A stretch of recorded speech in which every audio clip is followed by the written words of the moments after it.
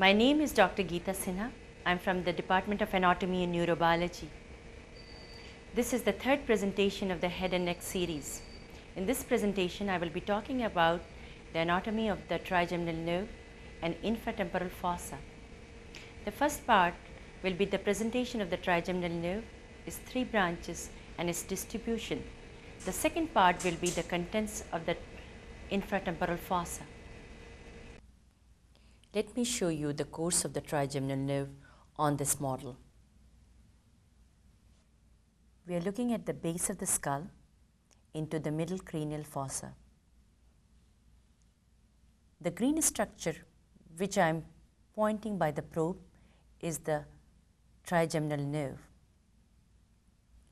Anterior to the trigeminal nerve, this extended area is the trigeminal ganglion. This contains the cell body for all the sensory fibers, and it lies into the dura mater. The nerve anterior to it divides into three branches. The first branch is the ophthalmic nerve, the second branch is the maxillary nerve, and the third branch is the mandibular nerve. Let's take the course of the ophthalmic nerve. The ophthalmic nerve, the first branch, leaves the skull and enters the orbit through this long fissure which is known as superior orbital fissure. Let's get into the orbit. This is an anterior view of the orbit. We are going to look at the course of the ophthalmic nerve in the orbit and its branches. The ophthalmic nerve enters the orbit through the superior orbital fissure. This is the ophthalmic nerve coming out from the superior orbital fissure. It gives three branches here. The first branch is nasociliary, which runs onto the medial aspect of the orbit, and this is going to supply the ethmoidal sinuses, part of the mucosa of the nose, and cornea. The second branch runs on the roof of the orbit, and then it divides into two terminal divisions, the supratrochlear and supraorbital. Supraorbital leaves through a small opening on the superior border of the orbit, and that is known as superior orbital foramen. These branches from the supratrochlear and supraorbital supply the skin over the forehead and the anterior part of the scalp. The third branch is the lacrimal nerve. The lacrimal nerves runs on the lateral aspect of the orbit towards the lacrimal gland. It supplies the skin over the lacrimal gland. So here we finish the branches of the ophthalmic nerve. Let me show you the course of the maxillary nerve. This is the second branch of the trigeminal nerve. It leaves the skull through a round opening. This round opening is known as foramen rotundum. The maxillary nerve leaves the skull and enters in the pterygopalatine fossa through this opening. So here on the face, I'll show you few of the branches of the maxillary nerve. This is the maxillary bone, and the infraorbital nerve supplies the skin over the maxilla. This is the zygomatic bone, and we see this green nerve which is coming out from there. This is your zygomatic facial branch of the maxillary nerve and supplies the skin over the zygoma. The maxillary nerve also supplies all the maxillary teeth. It supplies the maxillary sinus, the hard palate, and the mucosa of the nose. One of the important points I would like to tell you at this point, the ophthalmic nerve and the maxillary nerve, they lie on the lateral wall of the cavernous sinus. Now I am going to talk about the mandibular nerve. The mandibular nerve, that is the last branch, leaves the skull through this round opening. I've got my probe into this round opening, which is known as foramen ovale. After leaving the foramen ovale, it enters into the infratemporal fossa. And I'm going to trace this again on the prosection. On this model, I'm going to show you the boundaries of infratemporal fossa. Right now, I'm pointing the region of the temporal area. The infratemporal fossa lies inferior to this region, and now I'm pointing to the area of infratemporal fossa. Now, let me tell you the boundaries of the infratemporal fossa. The lateral boundary is formed by the medial surface of the ramus of the mandible. So, this is the medial surface of the ramus of the mandible. On the medial boundary, we see my probe is showing the lateral pterygoid plate. The superior boundary is formed by the base of the skull.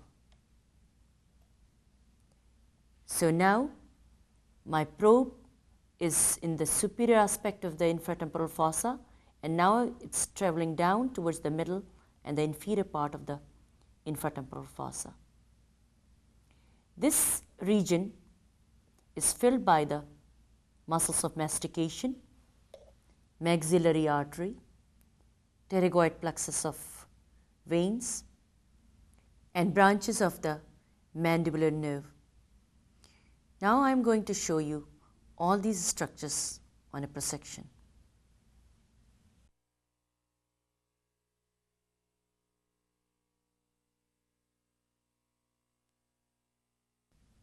On this prosection, I am going to show you the sensory innervation of the three branches of the trigeminal nerve. The ophthalmic division supplies part of the nose, the upper eyelid, the skin of the forehead, and anterior part of the scalp. And it's here shown by this black line coming to the medial canthus of the eye, then coming from the lateral canthus of the eye and bounded by this black line. So this area is by the ophthalmic division of trigeminal nerve. The red area which is shown here over the maxilla, the zygoma, the lower lid, part of the nose, and the skin over the upper lip, this is supplied by the maxillary nerve. It's bounded by these black lining, which is the red area. The mandibular nerve supplies the skin over the chin, the lower lip, the part of the mandible, the ramus of the mandible, and the region of the temple. So that's sort of gives the pain, temperature, touch, pressure onto the skin of the face and forehead.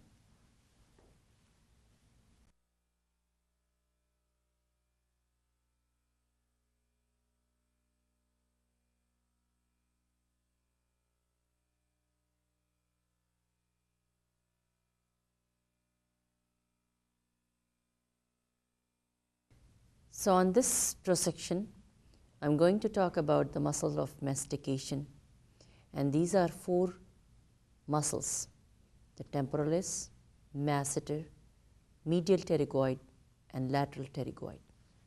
Let me start and show you with the position of the masseter muscle. Now here, this rectangular muscle, which defines the jaw line of a person, is the masseter muscle. These are the anterior border of the muscle, and this is the posterior border of the muscle. The fibers attach to the zygomatic bone, and the lower attachment is over the mandible. When this muscle contracts, it elevates the mandible. So it's a very powerful elevator of the mandible, and especially helps in grinding and chewing the food. The second muscle I would like to show is the temporalis muscle. This is a fan-shaped muscle. The fibers are coming from the temporal bone. There is a superior temporal line and inferior temporal line where the fibers are attached. They come together in a triangular fashion and attach onto the coronoid process of the mandible. This muscle, again, when the fibers, these fibers, the anterior and the middle fibers, when they are contract, they pull the mandible up. Thus, this is another elevator of the mandible and helps in closing the mouth. The posterior fibers, which are also referred sometimes as horizontal fibers, they are coming very straight horizontally in the posterior aspect of the muscle. These fibers, when they contract, they retract the mandible. So these are the two elevators, the masseter and the temporalis. Let's go deeper down in the infratemporal fossa. Now, look at this muscle, which is very horizontally placed in the deeper aspect of the face or into the infratemporal fossa. This muscle is the lateral pterygoid muscle. It has two bellies. There is a superior belly, and then there is an inferior belly, which is this belly here. The superior margin of the inferior belly, inferior margin of the inferior belly. This muscle attaches to the lateral surface of the lateral pterygoid plate, which is this area here, pointing by the probe, and comes down to the neck of the condyloid process, as well as the fibers attached to the capsule of the TM joint. This muscle is the protractor. When it contracts, it protracts the jaw. It also helps in the side-to-side movement. Now we look at the fourth muscle, which is not very well shown on this side of the prosection, but we can see some of the fibers. This is again very obliquely set into the face, and the direction are almost like the masseter muscle. So it's very obliquely placed on the inner side of the mandible. You can see the fibers coming down, and these fibers are attached on the medial aspect of the pterygoid plate. The fibers come down in this direction, so this is the whole muscle, and attaches to the medial aspect of the mandible. When this muscle contracts, it protracts, as well as it helps to elevate the mandible. The nerve supply of the four muscles of mastication, and that is by the mandibular branch of the trigeminal nerve. They supply the muscles of mastication. On this prosection, I'll talk about the contents of the infratemporal fossa. First, I will take you to the branches of the mandibular nerve. Then we are going to talk about the maxillary artery. And only I will like to remind you that pterygoid plexus of vein is lying in here, but it is difficult to show you the pterygoid plexus. Let's orientate ourselves. This is your masseter muscle. The zygomatic bone is cut.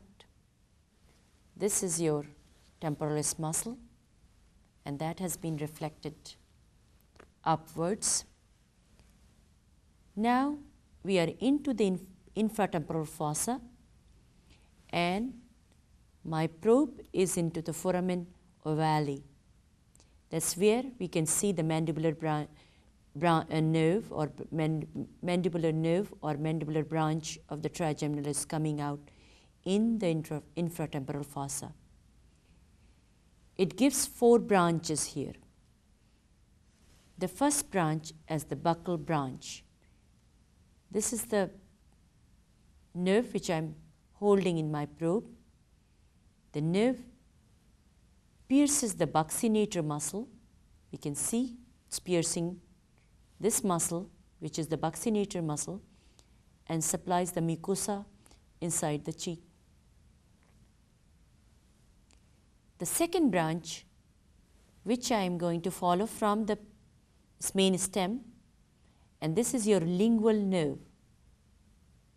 I am holding with my probe. This is the lingual nerve, and look at the position of the lingual nerve.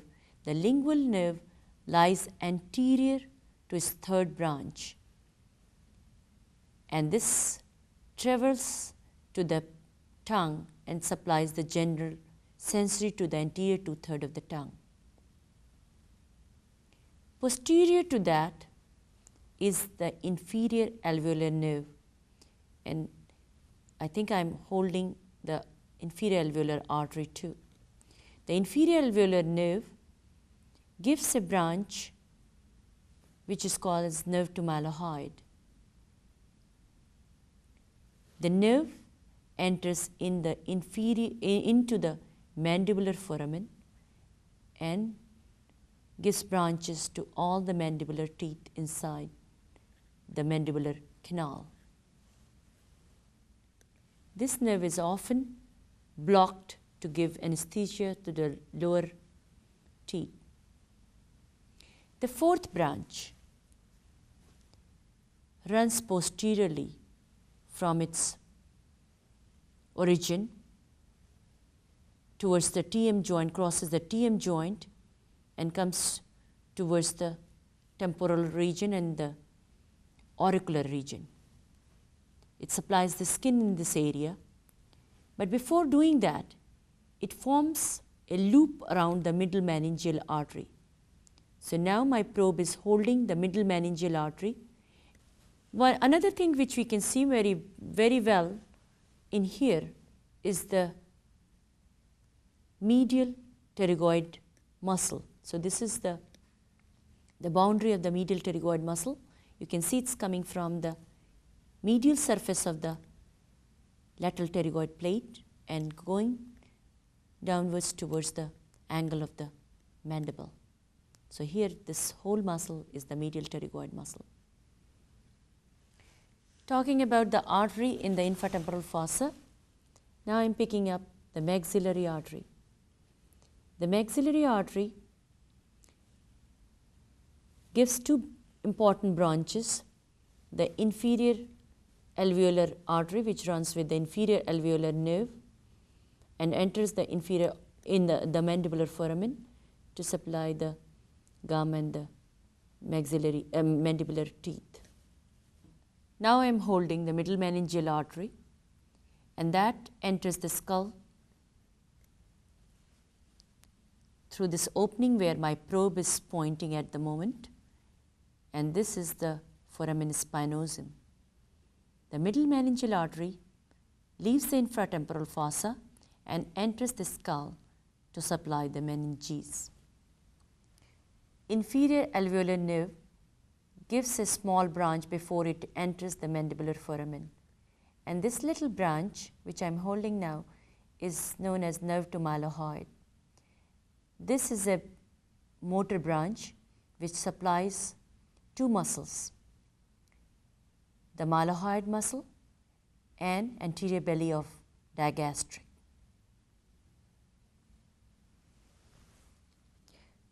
Now I will talk about chorda tympani. Now chorda tympani is a branch of facial nerve, that is your 7th cranial nerve. This branch is given in the middle ear cavity, leaves the skull and joins the lingual nerve in the infratemporal fossa. The chorda tympani contains the sensory fibers for anterior two-thirds of the tongue and parasympathetic fibers. These fibers travel in the lingual nerve. The parasympathetic fibers then will synapse in the submandibular ganglion and distribute it to the submandibular gland and the lingual gland. The special sensory fibers will go to supply the anterior two-thirds of the tongue. So now we have finished all the contents of the infratemporal fossa. We have looked at the mandibular nerve, its 4 branches, the buccal branch, the lingual branch, inferior alveolar branch, and auriculotemporal branch. We also looked at the arteries in this region is the maxillary artery. We cannot see the pterygoid plexus of vein which lies onto the lateral pterygoid plate and connected to the cavernous sinus and the inferior orbital nerve and the facial nerve. And we also saw the chorda tympani, the branch of the facial nerve, coming and joining the lingual nerve and supplying the 2 salivary glands in this region, the submandibular and lingual gland. I think that completes the demonstration of the infratemporal region.